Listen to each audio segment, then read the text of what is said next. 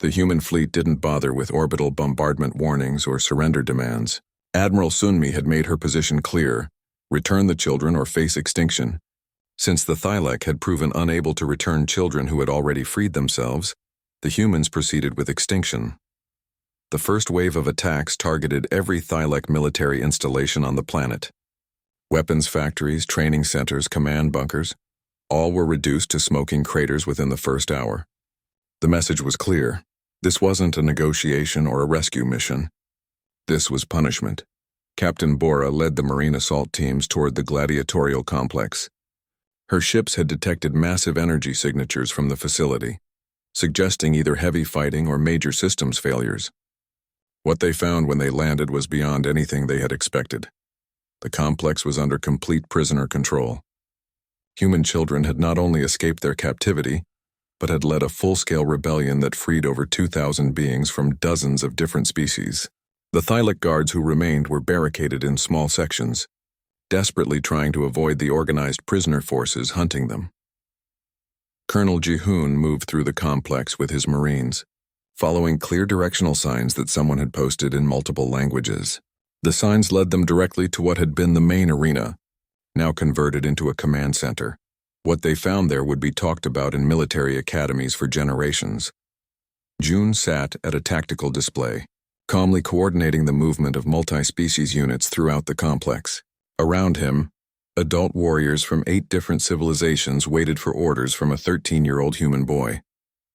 Hana was at a computer terminal, managing the complex's systems with the skill of a professional technician. She had improved the efficiency of every major system, and was currently downloading intelligence files that would expose Thylac slave operations across the galaxy. Wujin was briefing a group of freed prisoners on assault tactics, teaching them how to clear the remaining Thylac positions without unnecessary casualties. His strategic planning showed a level of military thinking that impressed even veteran Marines. Colonel Jihoon, Earth Marines, the officer announced as he entered the command center. June looked up from his tactical display and smiled. For the first time in weeks, he looked like what he was, a kid who was very happy to see adults from home. Sir, we have secured 6 sections of the complex and liberated 93% of the prisoners. Casualty reports show minimal losses among freed prisoners and significant losses among Thylac forces. We have established medical facilities, supply networks, and communications. Colonel Jihoon stared at the 13-year-old boy who had just given him a professional military briefing.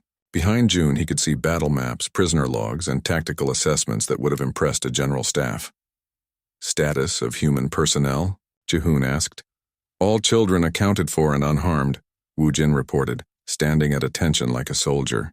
We have established secure zones and maintained group cohesion throughout the operation. Hana looked up from her computer terminal. I've downloaded all their intelligence files, Colonel. The Thylac Empire has slave operations in 47 systems. I have the locations, ship schedules, and prisoner counts for all of them.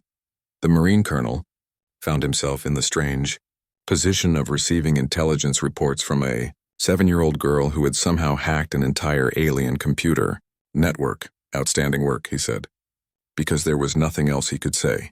What do you need from us? June gestured to the tactical display. We still have Thylac forces in 3 sections of the complex. They're holding approximately 200 prisoners as hostages.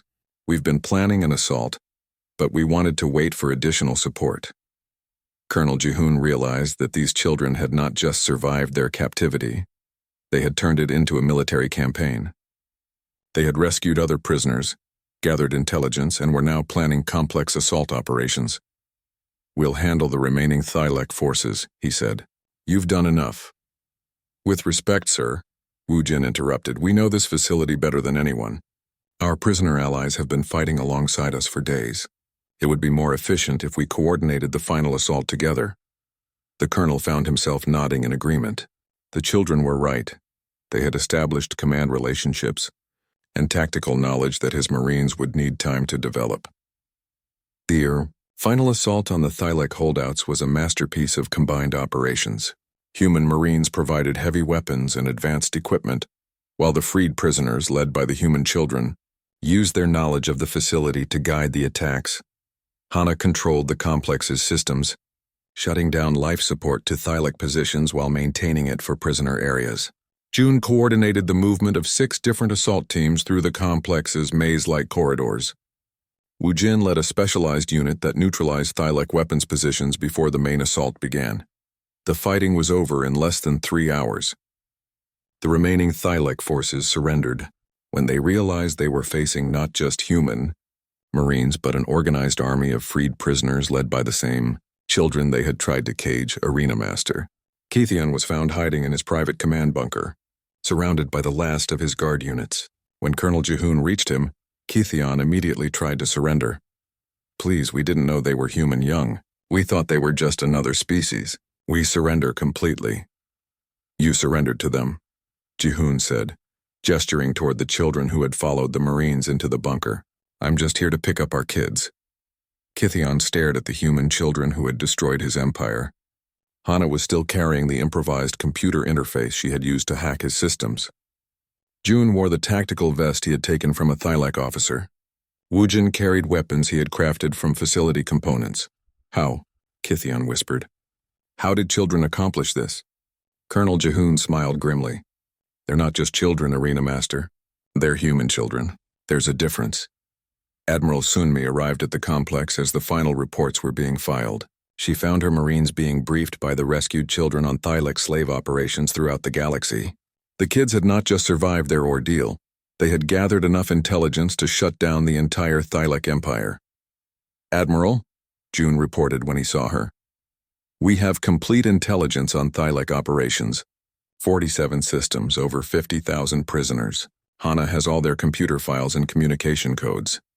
Sunmi looked at the 13-year-old boy who was briefing her like a senior intelligence officer. "Recommendations?" "Immediate liberation missions for all prisoner facilities," Wu Jin answered. "We have their schedules, so we know exactly when and where to intercept their slave ships."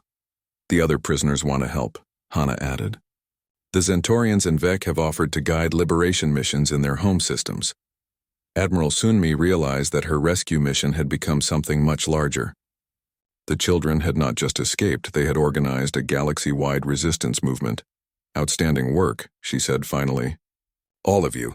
War Master Vorthak was brought before Admiral Sunmi in chains. He had been captured trying to escape the planet in a civilian transport. "You caged human children," Sunmi said simply.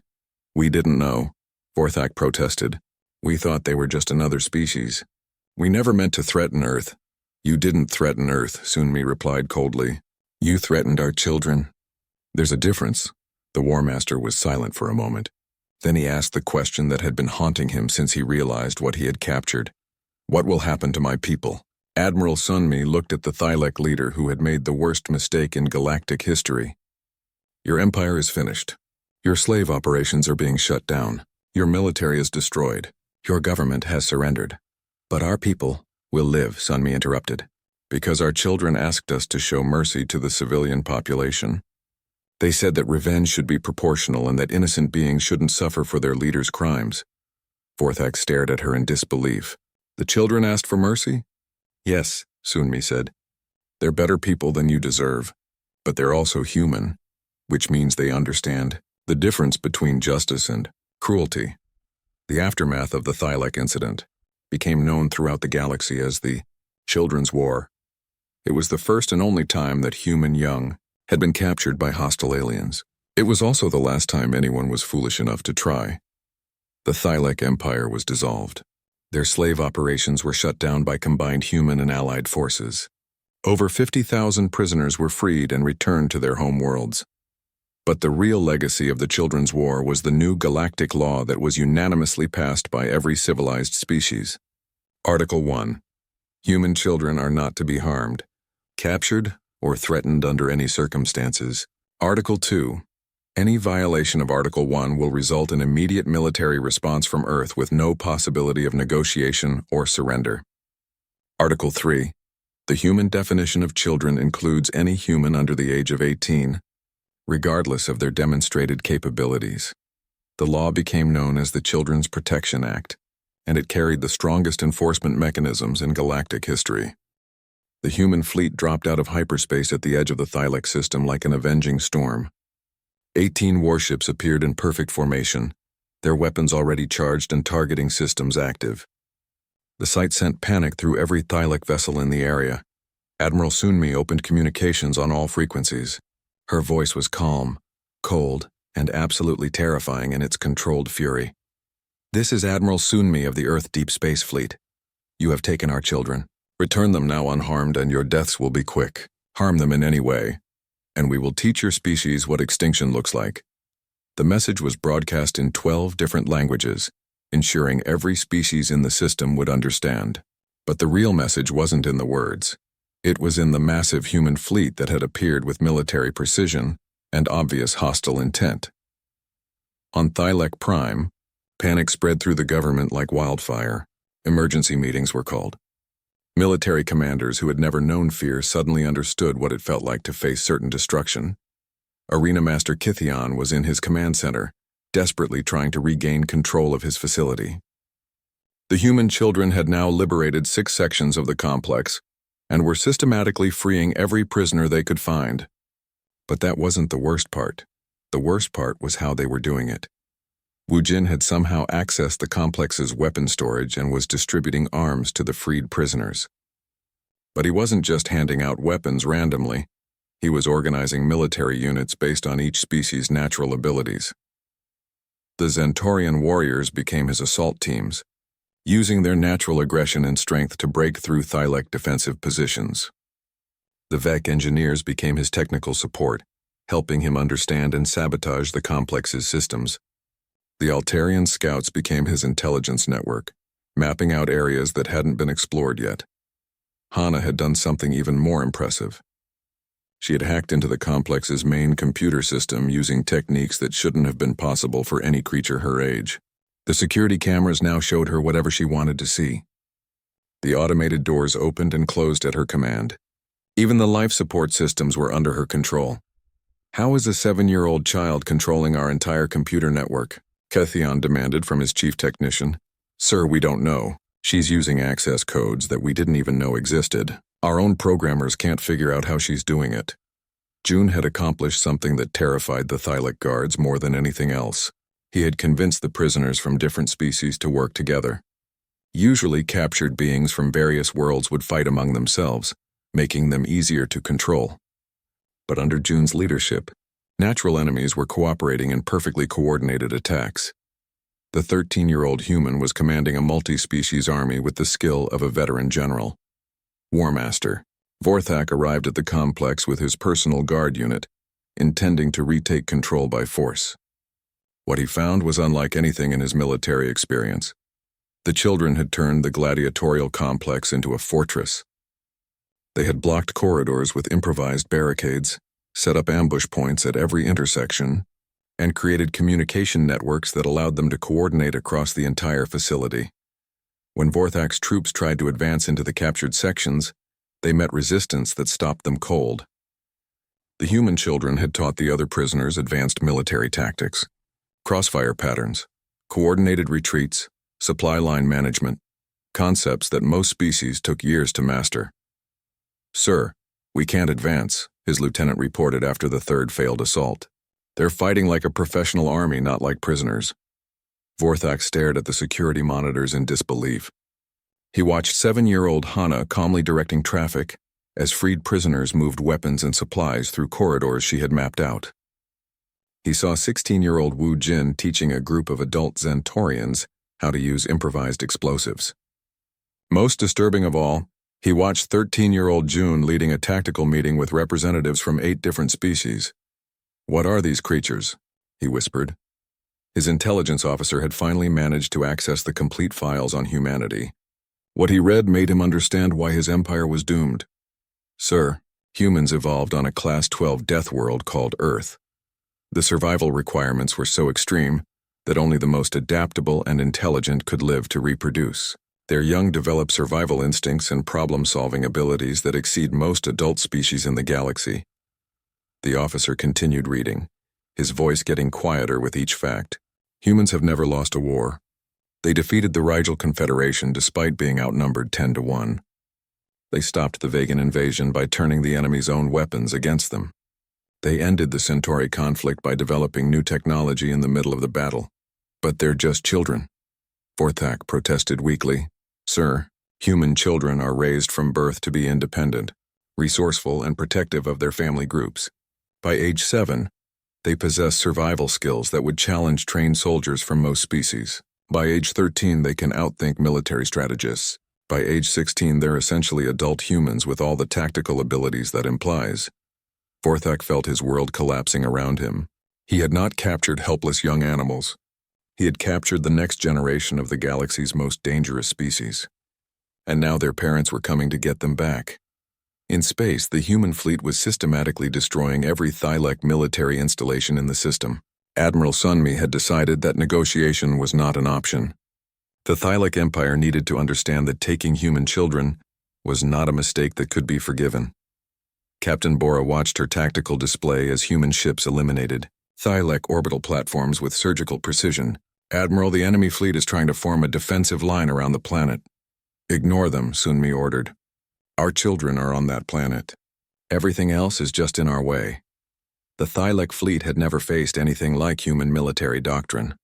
Most species fought wars using established tactics and predictable strategies. Humans fought wars by adapting faster than their enemies could respond. When the Thylac ships formed traditional battle lines, the human fleet split into hunting groups that attacked from unexpected angles. When the Thylac tried to use their superior numbers, the humans used superior technology and tactics to eliminate multiple targets simultaneously. The battle was over in less than 2 hours.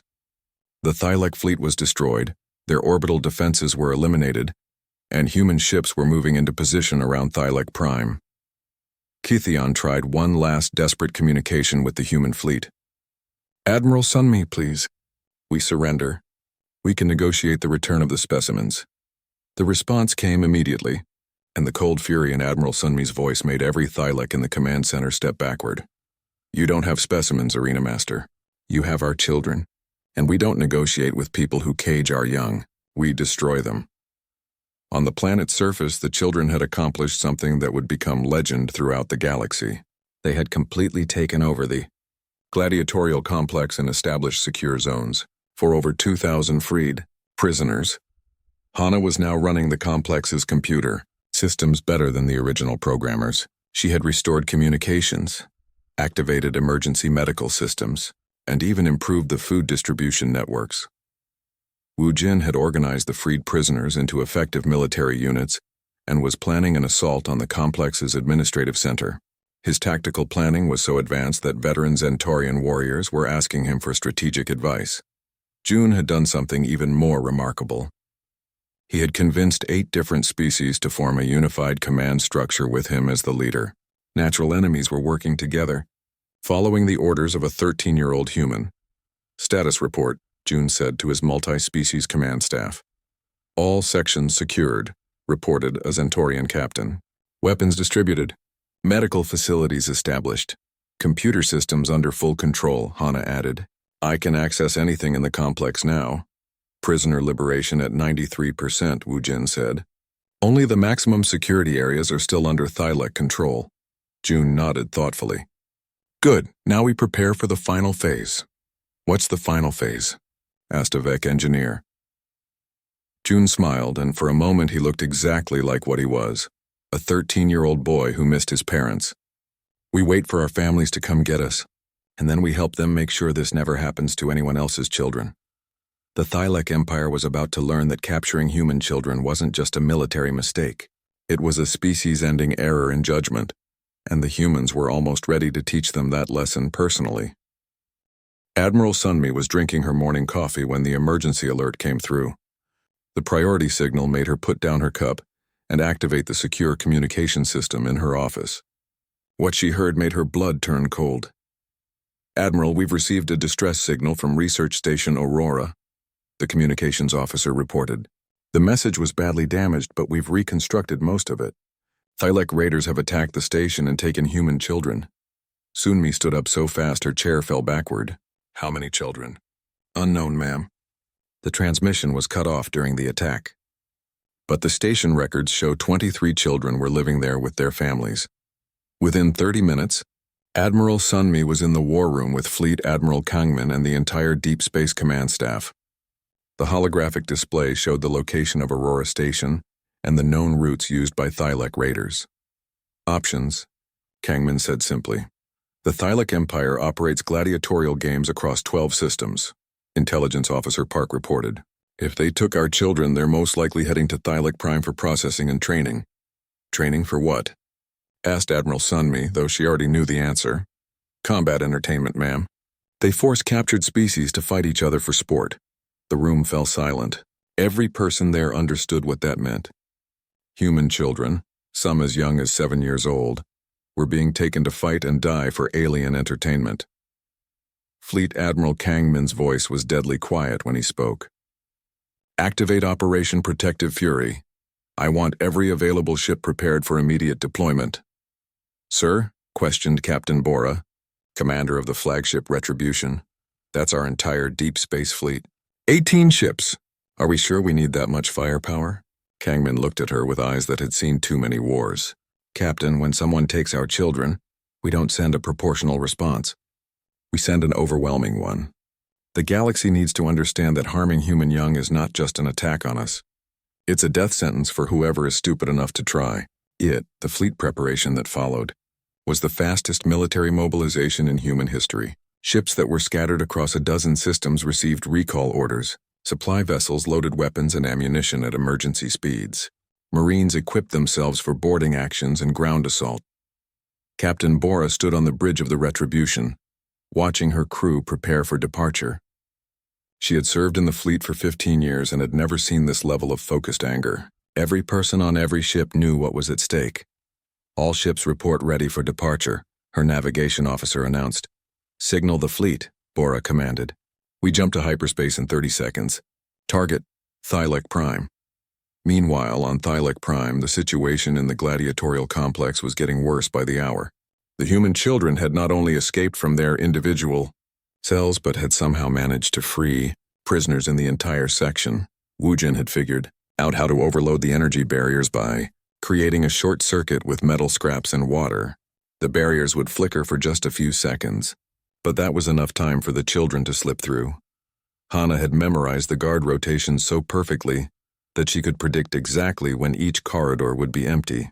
She led groups of freed prisoners through the complex like she had lived there her whole life. June had done something even more impressive. He had somehow learned to communicate with the other species using simple gestures and drawings. The Zentorian warriors now followed his tactical suggestions. The Vec engineers helped him understand the complex's technical systems. Arena Master Kithion watched the security monitors in disbelief. An entire section of his facility was now under the control of prisoners, and it had all started with those small creatures from the Outer Rim. How is this possible? He demanded from his security chief. They're just young animals. Sir, we've run analysis on their behavior patterns, the security chief replied nervously. These creatures show tactical intelligence equivalent to trained military officers. Their coordination and planning abilities are beyond anything we've seen in captured species. Kithion felt a growing sense of dread.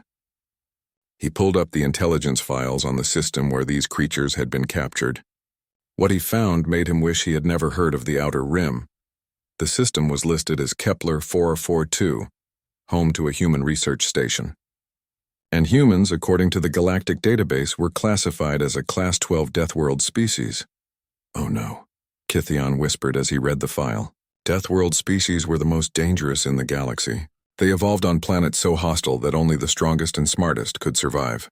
Their young developed survival instincts that most adult species could never match. He had captured the children of apex predators. The intelligence file got worse as he read further. Humans had never lost a war.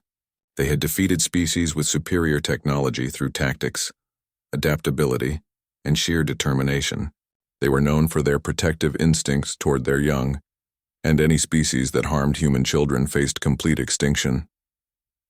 Kithion's hands shook as he reached for his communication device. He needed to contact Vorthak immediately and find out exactly what kind of disaster the War Master had brought to their world. In space, the human fleet was making record time toward Thylac Prime. The ships moved in perfect formation, their engines pushed to maximum speed.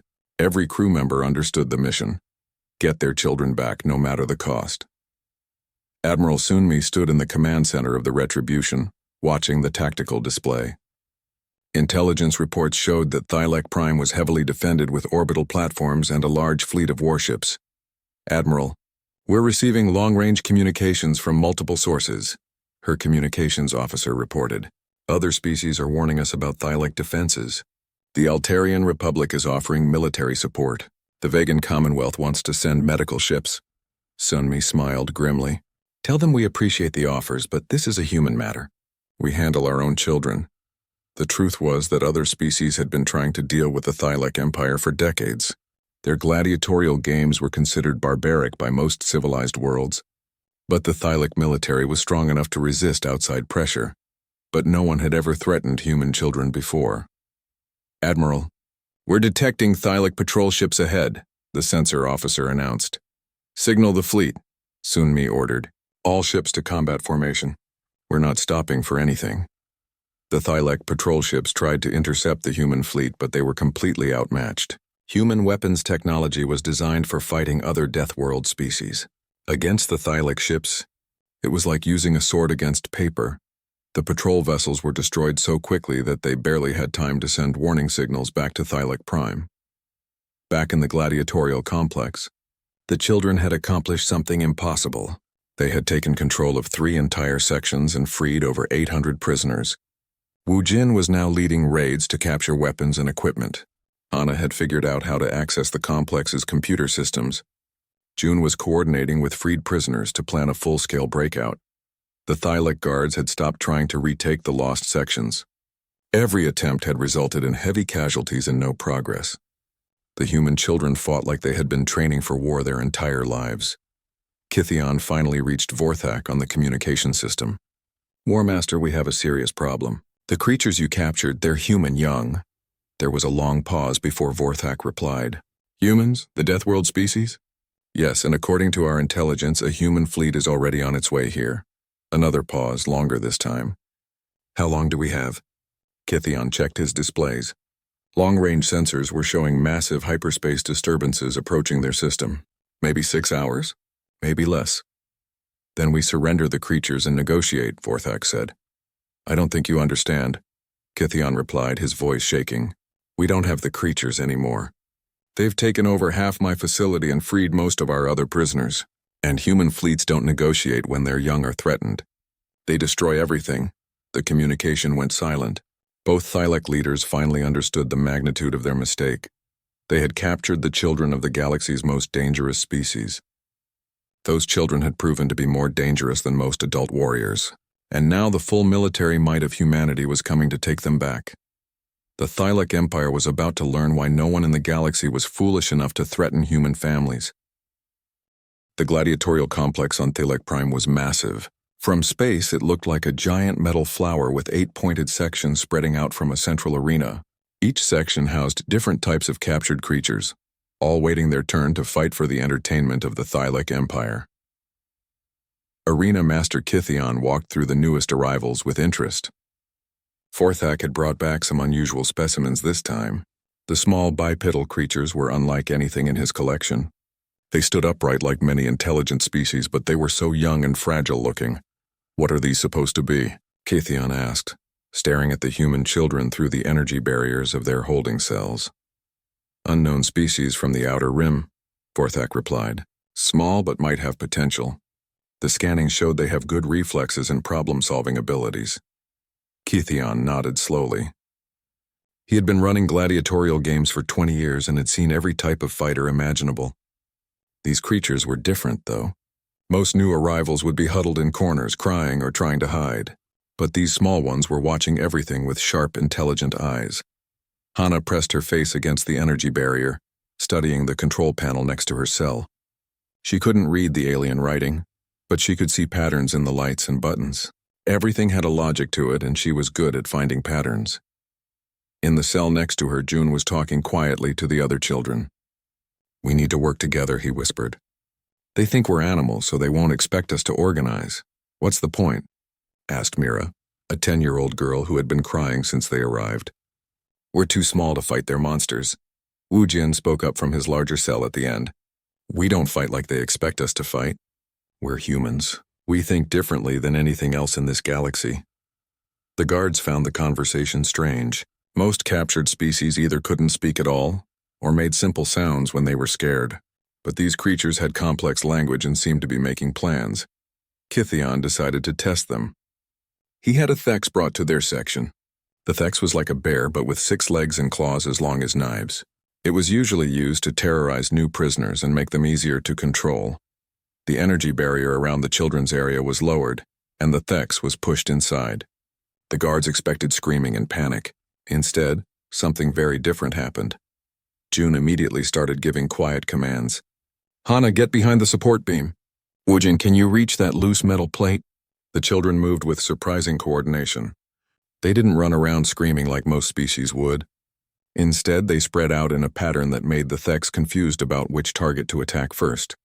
Woojin had indeed reached the loose metal plate. With strength that surprised the watching guards, he pulled it free from the wall. The sharp edge gleamed under the arena lights. The Thex charged at Mira, who was closest. But instead of standing still in terror, she dropped and rolled to the side, just as Hana threw a handful of dirt into the creature's eyes. Blinded and angry, the Thex spun around looking for its attackers. That's when Woojin struck. He had climbed onto a ledge while the creature was distracted. With perfect timing, he jumped down and drove the metal plate deep into the Thex's neck, right where he had seen the guards' training videos show the weak spot. The Thex collapsed and didn't get up again. The watching guards stood in shocked silence. They had never seen prey animals kill a predator before. Most species could barely defend themselves against a Thex, let alone coordinate an attack that resulted in its death. Kithion felt a chill run down his spine. These weren't normal creatures. The way they had worked together, the tactical thinking, the complete lack of panic in the face of mortal danger. It reminded him of elite military units he had seen in combat footage. "Run more tests," he ordered his staff. "I want to know everything about these creatures." Over the next few days, the children were given various challenges. They were put in maze-like environments to test their navigation skills. They were given puzzles to solve. They were presented with broken equipment to see if they could fix it. Every test revealed the same thing. These small creatures were incredibly intelligent and adaptable. Hana could solve complex mechanical puzzles in minutes. June showed leadership abilities that impressed even veteran trainers. Woojin demonstrated an understanding of technology that seemed impossible for such a young creature. But what worried Kithion most was how they had started to change their environment. Hana had somehow figured out how to make the energy barriers flicker by throwing water at specific spots. June had organized the children into work groups that accomplished tasks faster than trained adult prisoners. Woojin had begun teaching the others how to make tools from the scraps of food and debris in their cells. The other prisoners in nearby cells started to pay attention. A group of Zentorians, captured soldiers from a warrior species, began to watch the human children with growing respect. When Hana managed to pick the lock on her food dispenser using a bone fragment, the Zentorians began to whisper among themselves in their own language. "Small ones fight like soldiers," one of them said to his companion. "Maybe we follow their lead." The children had also started to study their captors.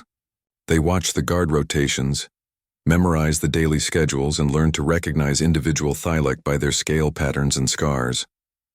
Hana had an especially good memory for details, and had mapped out the entire section of the complex they could see.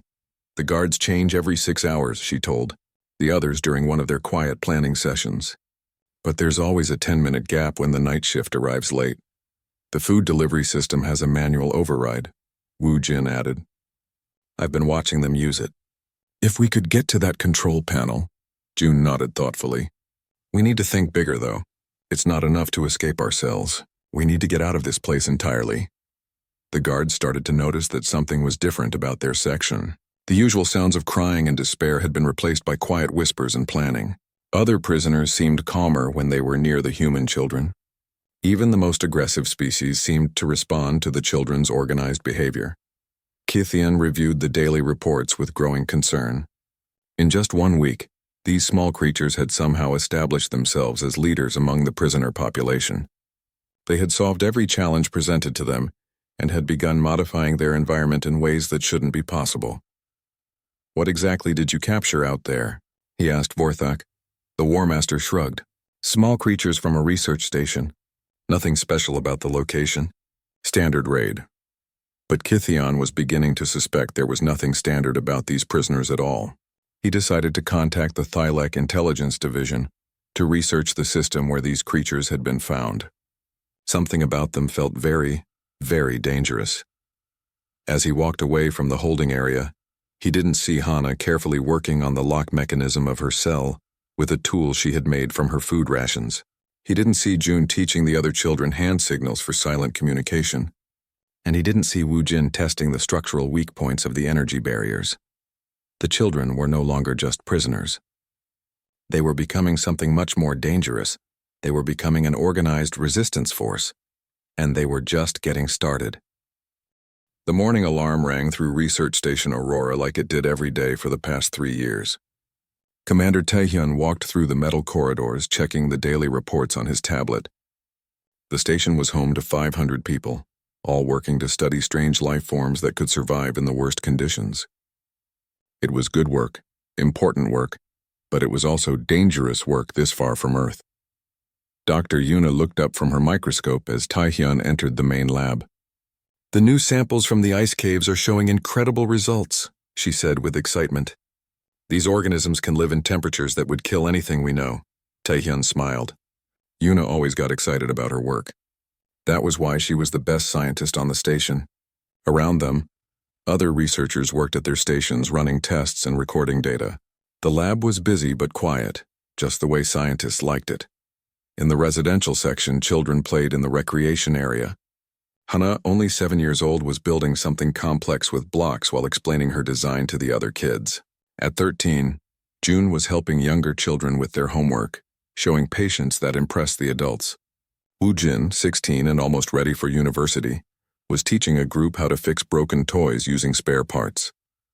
The families on Aurora had made a real community in space.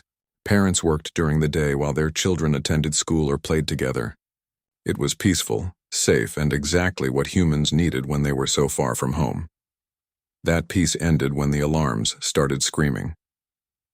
Taehyun ran to the command center, where his communications officer was already working frantically at her station. "Commander, we have ships approaching fast. They're not responding to our signals." On the main screen, 3 large vessels appeared. They were unlike anything in the human database. The ships looked rough and aggressive, with weapons clearly visible on their hulls. Taehyun had seen pictures of ships like these in intelligence reports. Pirates, slavers, the worst kind of aliens in the galaxy. "Red alert," Taehyun ordered. "All civilians to safe areas. Activate defensive systems," but Aurora was a research station, not a military base. Their defenses were meant to stop asteroids and small debris, not warships. The alien vessels moved closer, ignoring all attempts at communication. The first ship fired. The blast hit Aurora's communication array, cutting them off from the rest of the galaxy.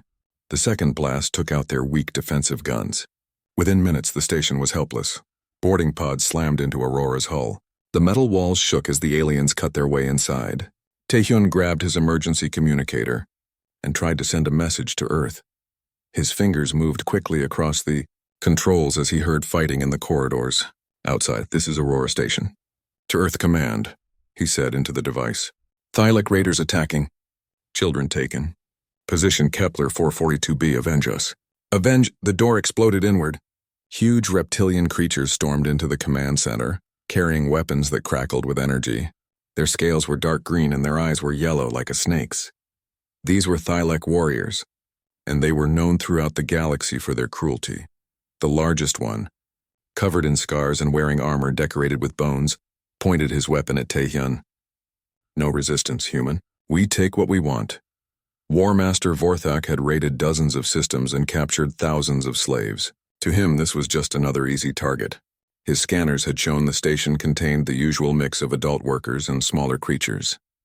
The smaller ones would bring good prices in the gladiatorial markets. His soldiers moved through the station with practiced efficiency.